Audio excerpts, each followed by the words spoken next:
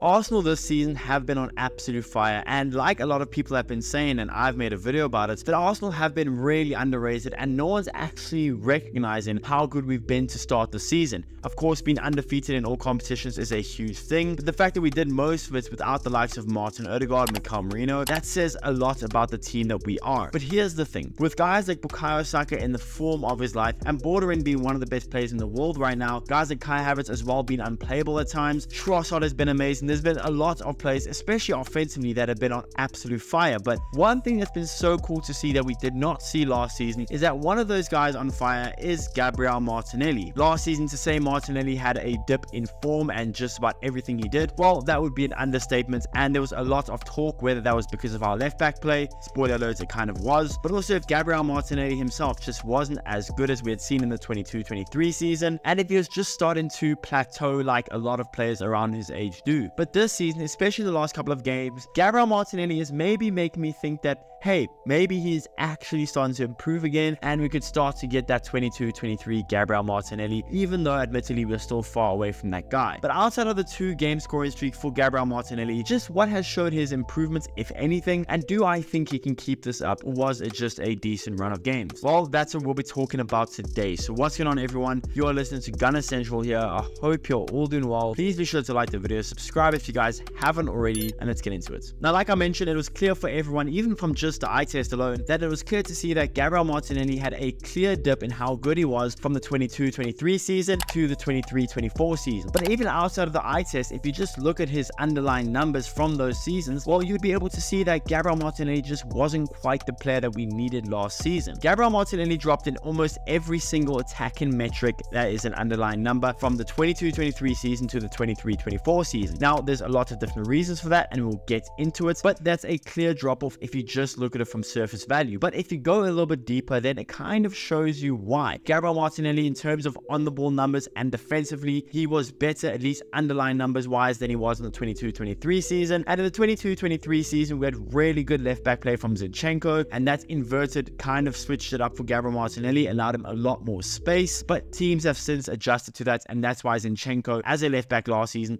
was not nearly as effective as when he was in the 22-23 season. So like I said in the intro, definitely left back play was a huge role for that. But Gabriel Martinelli himself also had a part to play. Yes, defensively he was a lot better. On the ball he was even significantly better, but in the attack and in the final third, he just wasn't good enough. He went from an XG of 9.1 to an XG of just 6.8. That is a decent 3-goal drop. And outside of that, in the 22-23 season, he was overperforming his XG by 6 goals. That is showing that he was an outstanding finisher. And then you look at where he was last season, and he underperformed his XG by 0.8. So yes, he was doing better defensively. On the ball, he was arguably being even better, but I don't think that was mainly because he was becoming a better player. I think that was purely because of our left back role with so much chopping and changing last season, and when Zinchenko was playing, he wasn't nearly as effective. It did definitely throw a wrench, and Gabriel Martinelli kept getting double teamed and kept just getting the ball with no support on the left hand side, having absolutely nothing to do. But already in 7 games this season in the Premier League alone, he has 2 goals and 2 assists, overperforming his XG already by 1 goal. And yes, it's still early days, but since the Manchester City game in the Premier League, he has had 2 goals and 2 assists in 3 games. That is showing that he is starting to finally catch on. And the thing is that's so cool to see is that despite him not really playing well, even against Wolves and Aston Villa and Brighton and Spurs, he wasn't amazing against any of them. Arteta still trusted him. Only seen Martinelli come off the bench twice in 7 games so far this season, despite the calls for Leandro Trossard to start at left wing, and yes, some of those calls were from me. Despite all those calls, Gabriel Martinelli still did really well in those games.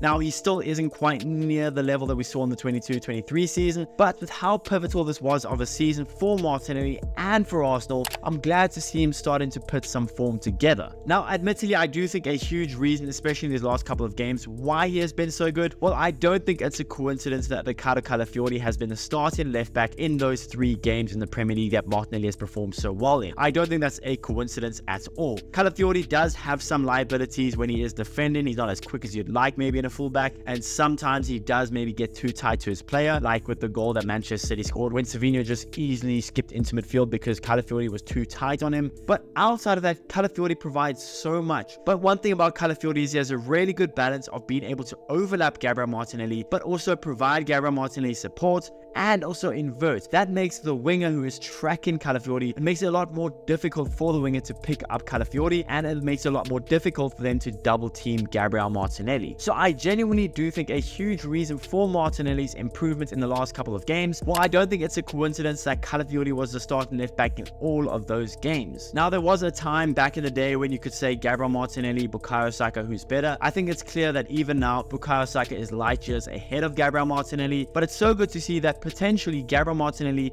is getting off that plateau even a little bit, and he's starting to see a little more progression. Now, again, I don't want to get overexcited because let's just be honest, it's only been 3 games where he's really been good. In the Champions League, he hasn't been outstanding. In the EFL Cup, in those 19 minutes against Bolton, he wasn't outstanding. He hasn't been outstanding outside of the 3 games we have recently seen. But I do think now with the introduction of Ricardo Calafiori and Gabriel Martinelli maybe getting his confidence back, because let's be honest, Gabriel Martinelli, a lot like Havertz, is a confidence player. With Gabriel Martinelli now getting his confidence back, Ricardo Calafiori looking really good at left back, I am starting to think that potentially we could start seeing the rise of Gabriel Martinelli once again. And if he is anywhere near the 22-23 level of Gabriel Martinelli, especially with his finishing, being that Arsenal have missed the most big chances so far in the Premier League, if Gabriel Martinelli can improve back to that version of himself, we have a real special player that'll help us to win trophies. And then if you think our attack right now is looking lethal, wait till that happens.